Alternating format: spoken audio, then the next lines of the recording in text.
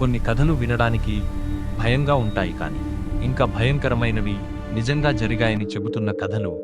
ఇది కర్నూల్లో జరిగినట్టు లోకల్ వాళ్ళు ఇప్పటికీ చెప్పుకునే ఒక ఘటన. రాత్రి 2:17 ఒక కాల్, ప్రాణం తీసిన కాల్. కర్నూల్ అవుట్స్కట్స్లో పాత ఇండిపెండెంట్ హౌస్ ఒకటి ఉంది.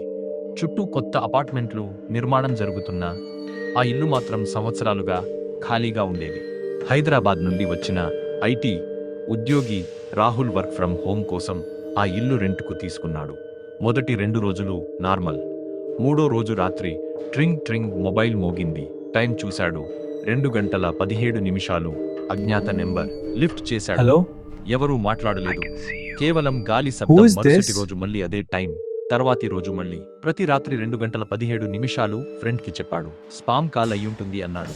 కానీ ఒక రోజు కాల్లో ఒక మాట వినిపించింది. తలుపు తెరువు. అప్పుడే తలుపు దగ్గర టక్ టక్. రాహుల్ గుండె బలంగా కొట్టుకుంది. పీప్ హోల్లో చూశాడు. ఎవరూ లేరు. తలుపు తెరిచాడు. ఖాళీ. కానీ నేలపై తడి అడుగుల ముద్రలు.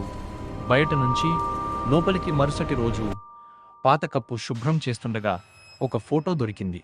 అందులో ఉన్న మనిషి అచ్చం రాహుల్ లాగే. వెనుక రాసిన తేదీ 17 జూలై 2007. ఇంటి ఓనర్ని అడిగాడు. అతను నిశ్శబ్దంగా కూర్చున్నాడు. ఆ ఇంట్లో ముందుగా అరవింద్ అనే వ్యక్తి ఉండేవాడు. ఒక రాత్రి 2:17కి కాల్ వచ్చింది. తలుపు తెరిచాడు. మరుసటి రోజు ఉదయం అతను చనిపోయి కనిపించాడు. ఆ రోజు నుంచి ఆ ఇల్లు ఖాళీ. ఆ రాత్రి రాహుల్ నిద్రపోలేదు. గడియారం 2:16. 2:17 కాల్ వచ్చింది. ఈసారి స్పష్టంగా నువ్వే నేను అద్దంలో చూశాడు.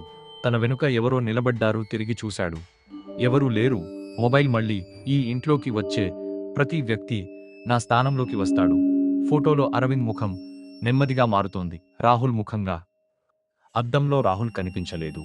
అరవింద్ కనిపించాడు. End message 10:20. లోకల్ వాళ్ళు ఇప్పటికీ చెబుతారు, ఆ ఇల్లు మళ్ళీ రెంట్కు వెళ్తుంది. కొత్త వాళ్ళు వస్తారు, కానీ ఎక్కువ రోజులు ఉండరు. ఎందుకంటే ప్రతి రాత్రి 2:17కి మరో కాల్ వస్తుంది. నెక్స్ట్ వీడియో కోసం సబ్స్క్రైబ్ చేసుకోండి. Thanks for watching.